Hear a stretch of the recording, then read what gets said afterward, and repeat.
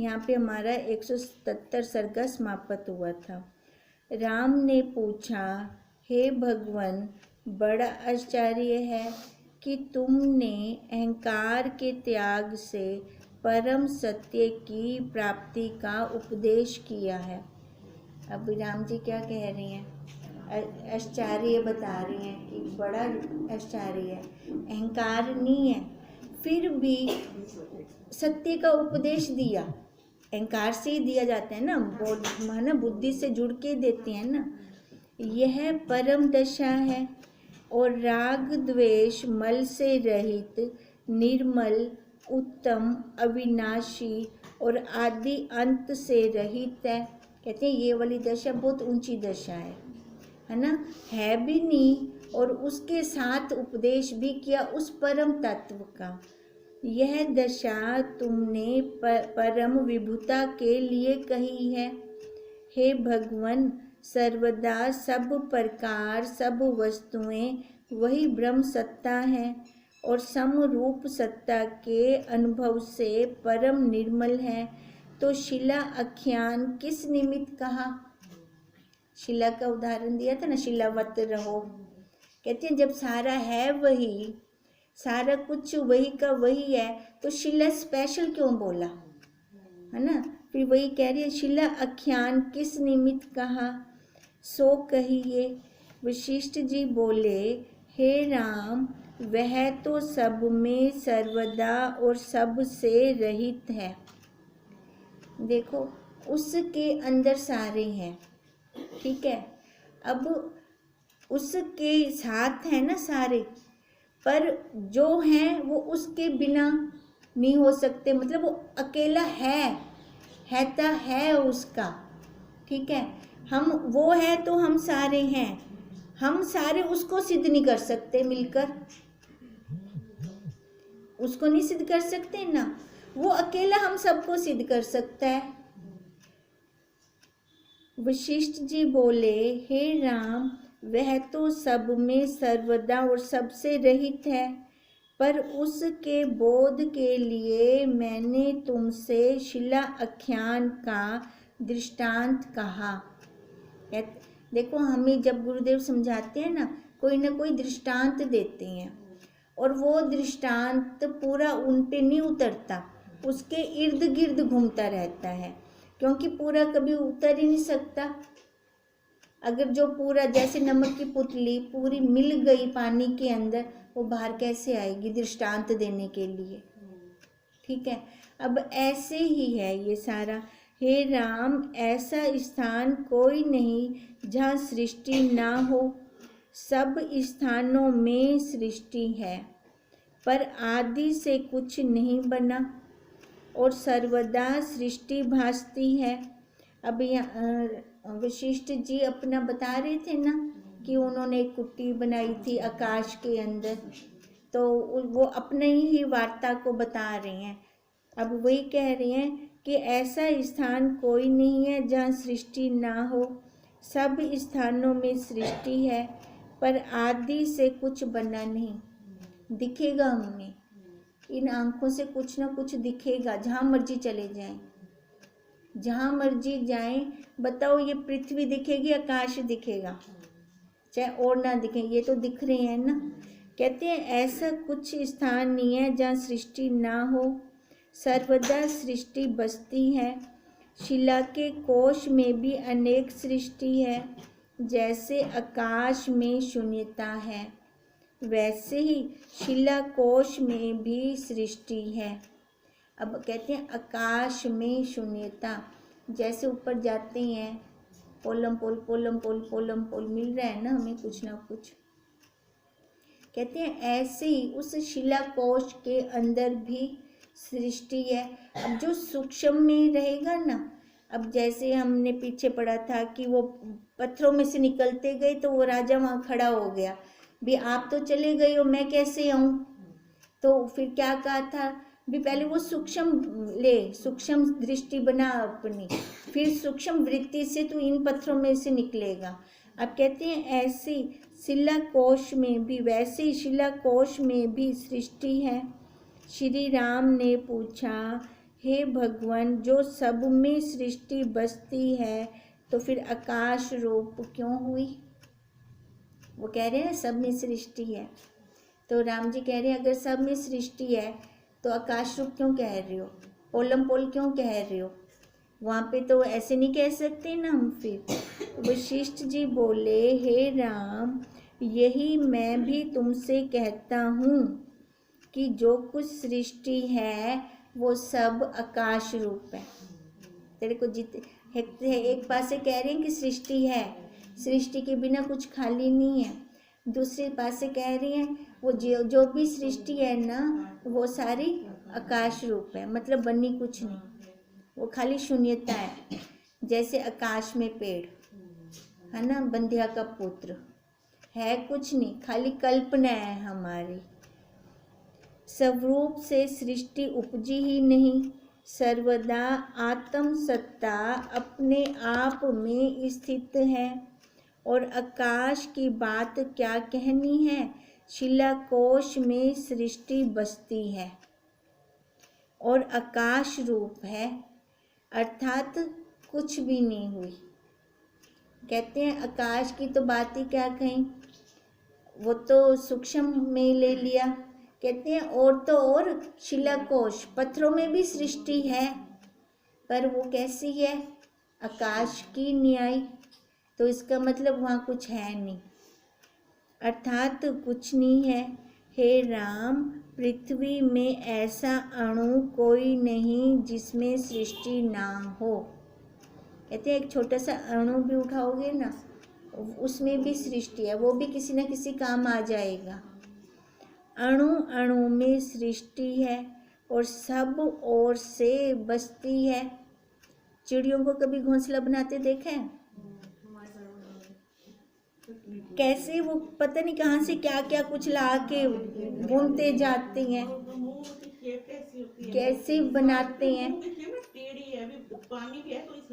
ना। अब देखो ये कैसे कैसे वो कहाँ कहाँ से क्या क्या चीज ला के इकट्ठे से, ऐसे एक होता है ऐसे ऐसे वाला होता है, उसमें छोटा सा मुंह बनाते हैं, है ना। अब वो कहाँ से इकट्ठा करके आते हैं, कैसे चोंच से बुनते हैं, कहाँ से, ये सारी सृष्टि तो है, सब में तो सृष्टि है, वो कैसे कैसे सारा कुछ लेके आते हैं। कहते हैं अणु अणु में सृष्टि है और सब ओर से बसती है, परंतु परमार्थ में कुछ नहीं बना। जैसे स्वप्न में सारा कुछ हो जाता है, पर जागो तो कुछ भी नहीं है। स्वप्न में कितनी सृष्टि बसा लेते हैं, कितना कुछ कर लेते हैं, केवल ये सारा आत्म रूप है और सब सृष्टि खाली शब्द मात्र है। अब स्वप्न का हम शब्द मात्र कह रहे हैं, किसी को दिखा तो नहीं सकते हम। जैसे यह सृष्टि भासती है वैसे ही वह भी सृष्टि है। जो यह शब्द मात्र है तो वह भी शब्द मात्र है, और जो यह सत्य भासती है तो वह भी सत्य है। कहती है दृढ़ता है अपनी। अगर मैं इस सृष्टि को सत्य मान रही हूँ तो फिर स्वप्न वाली को भी सत्य मानूं, है ना। जो कल्पना में चल रही है उसको भी मैं सत्य मानूं। अगर मैं इसको सत्य नहीं मानती तो वो भी झूठ है। उसको तो झूठ हम देखो बहुत जल्दी मान लेते हैं, पर इधर झूठ मानने में टाइम लग रहा है हमें। हे राम जी, ऐसा कोई जल का कण नहीं जिसमें सृष्टि ना हो, सभी में सृष्टि है। और यह आश्चर्य देखो कि इसके बिना कुछ भी नहीं है। जहाँ देखेंगे सृष्टि सृष्टि सृष्टि। कहते एक छोटे से जल का कण भी सृष्टि से भरपूर है। एक कीड़ी के लिए काफ़ी है वो, एक मच्छर के लिए काफ़ी है वो, उससे उनकी सृष्टि फिर से चल पड़ेगी। कहते हैं ऐसा कुछ भी नहीं है जहाँ पर ये सृष्टि ना हो। और यह आश्चर्य देखो कि इसके बिना कुछ भी नहीं है। ऐसा कोई अग्नि और वायु का कण नहीं जिसमें सृष्टि ना हो, सब में सृष्टि है, और वह सृष्टि कैसी है? आकाश रूप, मतलब बनी नहीं है कुछ नहीं, कुछ बना नहीं। ब्रह्म सत्ता अपने आप में सदा ज्यों की त्यों स्थित है सारी वही ब्रह्म सत्ता। ब्रह्म सत्ता के अंदर ये सारा कुछ है, ब्रह्म सत्ता ने ही ये सारा कुछ बनाया है। पर सारे ब्रह्म सत्ता को नहीं बना सकते, सारे मिल जाएं, मिलके भी उसको नहीं बना पाएंगे। हे राम, आकाश में ऐसा अणु कोई नहीं जिसमें सृष्टि ना हो, परंतु कुछ उपजा नहीं। अब बार बार यही कह रही है, तो जहाँ पे भी देखेगा तेरे को सृष्टि दिखेगी, पर तेरी बुद्धि के अंदर ये दृढ़ता हो, बना कुछ नहीं, बना कुछ नहीं, ये सारा स्वप्न है, ये सारा स्वप्न है। जहाँ देखेगा इन आंखों से तेरे को दिखेगा, दिखता है कि नहीं दिखता बताओ? जहाँ जहाँ मर्जी चले जाएं दिखेगा ना कुछ तो दिखेगा। अब कहते हैं पर बुद्धि के अंदर ये दृढ़ता हो कि बना कुछ नहीं, ऐसा ब्रह्म अणु कोई नहीं जहाँ सृष्टि ना हो, परंतु स्वरूप से कुछ नहीं। ब्रह्म सत्ता ही अपने आप में सदा स्थित है। हे राम, ऐसा अणु कोई नहीं जिसमें ब्रह्म सत्ता नहीं, और ऐसा कोई चित्त अणु नहीं जिसमें सृष्टि नहीं। अब कहते हैं ऐसा कोई अणु नहीं जिसमें ब्रह्म सत्ता नहीं, इसमें जड़ भी, सारे जड़ जहाँ मर्जी, जड़ स्थावर जंगम सब में, जिसमें ब्रह्म सत्ता नहीं। और कहते हैं ऐसा कोई चित्त अणु नहीं है। अब जिसके अंदर सृष्टि ना हो, एक के अंदर ब्रह्म सत्ता बोला, ठीक है। अब यहाँ कह रहे हैं चित्त अणु के अंदर सृष्टि बोली, है कि नहीं? चित्त अणु से क्या समझ रहे हैं? हाँ, जो चित्त के साथ जुड़ गया उसके अंदर सृष्टि है ही है, चाहे वो एनिमल ही क्यों ना हो, ठीक है। जितने भी हमें जंगम ये चलते फिरते दिखते हैं, सबके अंदर वो चित्त अणु आ गया ना, सबके अंदर वो सृष्टि है।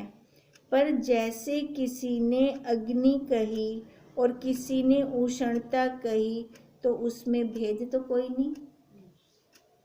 किसी ने अग्नि कह दी तो किसी ने वो तेज कह दिया उसका, कहते हैं इसमें भेद कोई नहीं है। वैसे ही कोई ब्रह्म कहते हैं तो कोई जगत कहते हैं। अब उष्णता कहाँ से निकलेगी? अग्नि से, अग्नि है तभी है ना। किरण कहाँ से आएगी? सूर्य से। अब कोई सूर्य कह दे और कोई किरण कह दे, कहते हैं कोई भेद नहीं है। ऐसे ही कोई ब्रह्म कह दे और कोई जगत कह दे तो इसमें भेद नहीं है, ये दोनों एक ही हो गए। जैसे कोई गहने कह दे और कोई सोना कह दे, ठीक है। कोई मिट्टी के बर्तन कह दे और कोई मिट्टी कह दे, इनके अंदर भेद नहीं है, ये एक ही है। ऐसे ये कोई ब्रह्म कह दे और कोई जगत कह दे तो इसमें भेद नहीं है। भेद है तो खाली बुद्धि में है। बुद्धि में ये जगत मेरे को सच्चा लग रहा है, और बुद्धि के अंदर ब्रह्म है भी, वो ब्रह्म की अलग से इमेज बनी हुई है, तो ये भेद हो गया ना। एक को मैं सत्य कह रही हूँ, जो मेरे आंखों से दिख रहा है, मैं कैसे मानूं कि नहीं है? ये दिख रहा है मेरे को, और वो ब्रह्म मेरे को दिखता नहीं, उसको मैंने मान लिया कि उसके लिए मेरे को पुरुषार्थ करना पड़ेगा, तब जाके मेरे को वो दिखेगा, तब जाके उसकी अनुभूति होगी। पर ये गलत है। वो वास्तव में है पड़ा, ब्रह्म है पड़ा। ये जो झूठ मूठ का है ना, इसके लिए पुरुषार्थ है, इसको लय करने का। ब्रह्म को लय करने का कोई पुरुषार्थ नहीं है, ब्रह्म को उजागर करने का भी कोई पुरुषार्थ नहीं है। वो वैसे का वैसे है, ज्यों का त्यों है, टस से मस नहीं हुआ, उसी जगह पे है जहाँ पे शुरू से था। अब पुरुषार्थ करने तक किसका करना है? झूठ को लय करने का, खाली इसी का पुरुषार्थ करना है। तभी वो कह रही हैं कि वैसे ही कोई ब्रह्म कहते हैं तो कोई जगत कहते हैं। अज्ञानियों की दृष्टि में ये जगत ही ब्रह्म है, उनको कोई अलग से पुरुषार्थ नहीं करना पड़ता। शब्द दो हैं परंतु वस्तु एक ही है। जगत ही ब्रह्म है और ब्रह्म ही जगत है, कुछ भेद नहीं है। अब देखो ब्रह्म को किसी ने देखा? हाँ, नहीं देखा ना, अनुभव है ना। तो वो देखो, अब वो अनुभव कहाँ किया उन्होंने? जगत में रहकर ही किया। यही हो गया ना। अब देखो इसी के अंदर रह के उन्होंने अनुभव किया, तो इसका मतलब यहीं से उन्होंने अपने स्वरूप को निकाला, प्राप्ति की। तो इसका मतलब जगत तो था ही नहीं, वास्तव में क्या था? ब्रह्म था। हम ऐसे पंखे को ज़्यादा महत्व नहीं देते, करंट को ज़्यादा महत्व देते हैं, ठीक है। अब ऐसी उस सत्ता को हम ज़्यादा महत्व देते हैं, आकार को ज़्यादा महत्व नहीं देते, क्योंकि वो सत्ता है तभी ये आकार भी खड़ा है उसके, और उस सत्ता को हम आकार से ही जान पा रहे हैं, फिर आकार को ही बिठा देना है। तभी तो राम जी ने कहा बड़ा आश्चर्य है कि आपने अहंकार से उस परम सत्ता का वर्णन किया।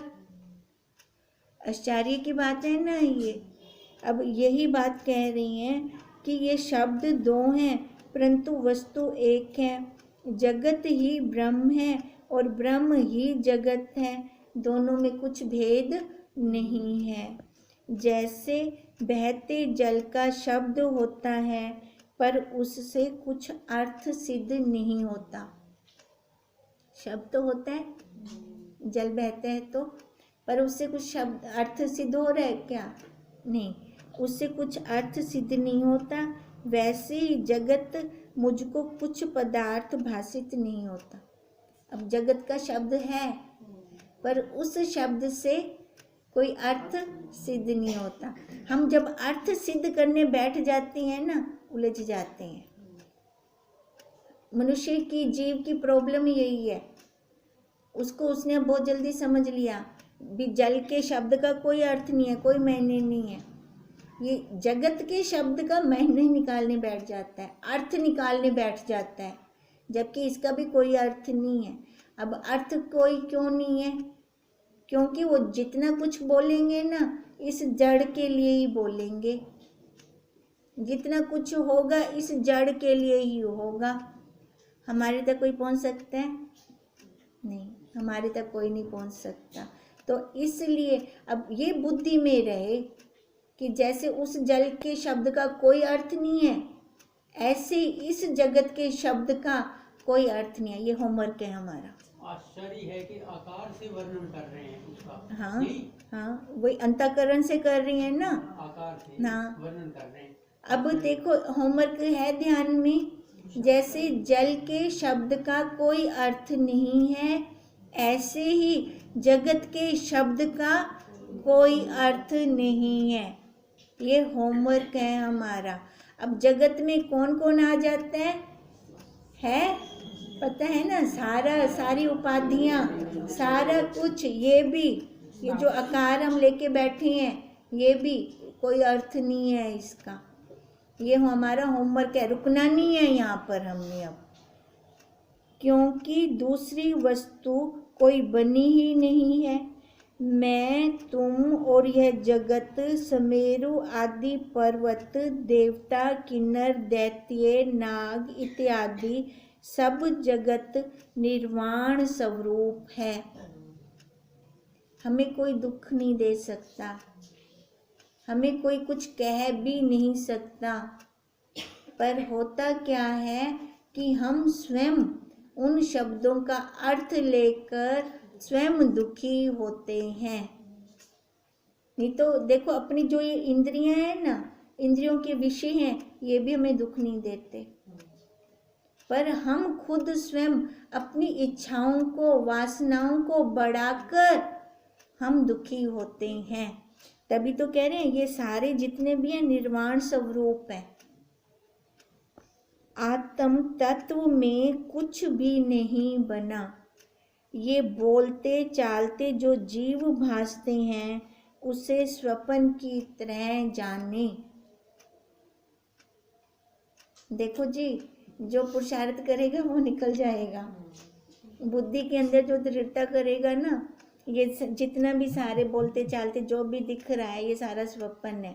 यहाँ पे मोह अहम बुद्धि ना आए, अपना अहंकार ना जागे। जिसकी दृढ़ता ऐसे हो जाएगी वो तो पार हो जाएगा, और जो रह जाएगा वो समझ लेना कि उसने यहाँ पे कुछ ना कुछ सत्य निकाला है बाहर। झूठ में सत्य निकालने की कोशिश कर रहा है पर मिलता उसको भी नहीं है, मिलता उसको भी नहीं है। होता क्या है, टाइम वेस्ट होता है। पानी में मंदानी मारना, क्या निकलेगा वहाँ से? निकलेगा नहीं, पर जन्म पे जन्म होते जाएंगे, टाइम बर्बाद हो जाएगा। ये बोलते चालते जो जीव भाषित होते हैं उसे स्वप्न की न्याय जाने। जैसे कोई पुरुष सोया हो और स्वप्न में उसे नाना प्रकार के युद्ध होते या यंत्र बजते और चेष्टा होती दिखाई दे, पर जो उसके निकट जागृत पुरुष बैठा हो उसको तो कुछ भी नहीं भाषित होता। सोए हुए को सारा दिख रहा है ना, और जो जागृत में बैठा है उसको होगा वो सारा कुछ, क्योंकि बना कुछ भी नहीं है। अब ऐसी जो संसारी हैं उनके लिए सारा कुछ है, जैसे स्वप्न में वो सारा कुछ देख रहा है। और जो हमारे गुरुदेव हैं वो जागृत में बैठे हैं, जगे हुए बैठे हैं, उनको तो नहीं दिख रहा ये सारा कुछ। यही भेद है, जीव और ज्ञानी के अंदर यही भेद है। उसको कुछ भी, क्योंकि बना कुछ नहीं तो उसको सब कुछ, उसको कुछ नहीं भासता। वैसे ही ज्ञानी के हृदय में जगत शून्य है और अज्ञानी को भ्रम से नाना प्रकार का दिखता है। इससे हे राम, इस जगत को स्वप्नवत जानकर प्राकृतिक आचार करो और हृदय में शिला की न्याय स्थित रहो। कुछ भी नहीं बना, जब कुछ बना नहीं तो फुरे भी कुछ ना, ऐसी दृढ़ता हो। शिलावत, राम जी ने कहा ना, शिला दो उदाहरण क्यों गिदा हुए, और ही वारो गिदा शिला दो उदाहरण। ब्रह्म और जगत में रंच भी भेद नहीं है। ब्रह्म ही जगत और जगत ही ब्रह्म है। जगत का स्पष्ट अर्थ ब्रह्म से भिन्न नहीं। कहते थोड़ा सा भी भेद नहीं है, रत्ती भर भी भेद नहीं है। अब जो ये जगत है ना, यही ब्रह्म है। जैसे किरण है वही सूर्य है, रत्ती भर भी भेद नहीं है। अब ऐसे कह रहे हैं बना कुछ नहीं है, सारा है ब्रह्म ब्रह्म ब्रह्म। जितना हमें आंखों से दिखता है सब वही ब्रह्म है। सबके अंदर सृष्टि है, पर सारी कैसी है? शून्य, आकाशवत, वैसी है। कहते दिखेगी पर अपनी बुद्धि में हो, जैसे खाते हुए भी नहीं खाता, खाता हुआ दिख रहा है ना पर नहीं खाता, ऐसी दृढ़ता हो। इति श्री योग विशिष्ट निर्वाण प्रकरण ब्रह्म जगत प्रतिपादन नाम 178 सर्गा समाप्त। राम ने पूछा, हे भगवान, आपने आकाश कोश में कुटी बनाकर 1 वर्ष की समाधि लगाई, तो उसके अनंतर जो वृत्तांत हुआ सो कहिए। अब राम जी क्या कह रही हैं? जो कुटी बनाई, अब वो वशिष्ठ जी कह रहे थे ना 1 साल का उन्होंने प्रण लिया था, 1 साल के बाद वो फुरना आया, वो विशिष्ट वाला अहंकार आ गया। अब राम जी कह रहे हैं ला क्या थे आगो, है ना, वो तो बीच में ही रह गया हमारा, फिर क्या हुआ वो वृत्तांत कहिए। वशिष्ठ जी बोले, हे राम, जब मैं समाधि से जागा तब आकाश में एक परम मनोहर वीणा की तान के सादृश अंगना का शब्द सुना। अब हमें याद होगा वशिष्ठ जी ने ऐसी जगह पे कुटी बनाई थी जहाँ पर उनको अपनी इंद्रियों से पुरुषार्थ ना करना पड़े किसी चीज़ को रोकने का। कहाँ कहाँ गए थे वो, फिर कहाँ जाकर उन्होंने कितने ब्रह्मांड लांग कर, है ना, जहाँ पर उनको कुछ भी ना, कोई शब्द कुछ नहीं, 5 तत्वों में से कुछ भी ना हो, वहाँ जाके उन्होंने आकाश में कुटी बनाई थी। कहते हैं अब जब मैं जागा तो मेरे को एक शब्द वीणा की तान के सादृश अंगना का शब्द सुनाई दिया। अब बनाई तो उन्होंने कुटी वहाँ पर थी, वहाँ पे था तो कुछ नहीं, अब ये शब्द कहाँ से आया। अब देखो, कहते हैं वो वीणा की तान से सादृश अंगना का शब्द सुना। तब मैंने विचार किया कि मैं तो बहुत ऊंचे पर आया हूँ, जहाँ सिद्धों की भी गति नहीं, और सिद्धों से भी 3 लाख योजन ऊंचा आया हूँ। यह शब्द कहाँ से आया? ऐसे विचार कर मैं देखने लगा तो दसों दिशाओं में आकाश ही आकाश दिखा, परंतु सृष्टि का कर्ता कोई न दिख पड़ा। मतलब वो जो शब्द आ रहा था ना अंगना का, वो न दिखाई दिया। तब मैंने विचार किया कि सृष्टि आकाश में होती है, इससे मैं आकाश ही हो जाऊं। अब कहते हैं जब ना दिखा तो क्या विचार किया, जो ये सृष्टि है ना सूक्ष्म में है, सूक्ष्मता में है, आकाश में, आकाश का मतलब सूक्ष्मता, तो मैं सूक्ष्म क्यों ना हूँ, और इस शब्द को फिर मैं जान पाऊँ कि किसका शब्द है। बलिक आकाश को भी त्याग कर चिदाकाश हो जाऊं, जो आकाश दिखने में आ रहा है। अब कहते हैं उसको भी त्याग कर चिदाकाश, मतलब एकदम सूक्ष्म वृत्ति कर लूँ मैं अपनी, है ना। जो देह, जो कहा था ना अहंकार फुरा, विशिष्ट को मैंने देखा, फिर विशिष्ट वाला अहंकार फुरा। अब कहते हैं अब जब ये शब्द सुना तो मेरे को आसे पासे से दिखा कोई भी नहीं, अब मेरे को आया तो ये आकाश में होगा, तो पहले ये भाव आया मन में, तो मैं आकाश रूप क्यों ना हूँ, मतलब सूक्ष्म हो जाऊँ। फिर आया कि चिदाकाश, अब चिदाकाश मतलब एकदम सूक्ष्म वृत्ति कर लूँ, शरीर से अपनी वृत्ति को हटा दूँ, भी वही चिदाकाश हो जाऊं, जहाँ भूताकाश की कुटी सा भासता है, तब इसका भी अंत भासेगा। अभी तो वो लग रही है ना कुटी जो मैंने बनाई है, हाँ, भूताकाश में।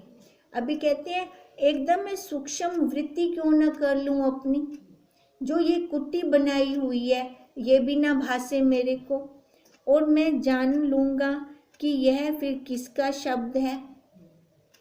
ऐसा विचार कर मैंने निश्चय किया कि यह शरीर यहाँ रहे और नेत्र मूंदे रहें। तब पद्म आसन लगाकर मैंने बाहर की इंद्रियों को रोका, और जो इंद्रियों की वृत्ति शब्द आदि को ग्रहण करती थी उसको भी रोक लिया। निदान भीतर बाहर की सब वृत्तियों के साथ अहम वृत्ति त्याग कर मैं आकाश रूप में गया, आकाश रूप हो गया। जैसे इस ब्रह्मांड में आकाश का अंत नहीं मिलता, वैसे ही मैं इसको त्याग कर चिदाकाश रूप हो गया। अब कहते हैं जैसे इस आकाश का अंत नहीं मिलता, जाओ जाओ जाओ आकाश आकाश आकाश, कहते हैं ऐसे ही जो चिदाकाश है। अब चिदाकाश का क्या मतलब समझ रही हैं? जब इस देह से वृत्ति को हटाकर अपनी सूक्ष्मता में आ गए, ठीक है। अब कहते हैं तब जब मैं उसमें लय हुआ तो वहाँ पे भी मेरे को कोई अंत ना हुआ, वहाँ पे भी बहुत गहराई है, उधर भी जिसका संकल्प ही रूप है, चिदाकाश रूप हो गया।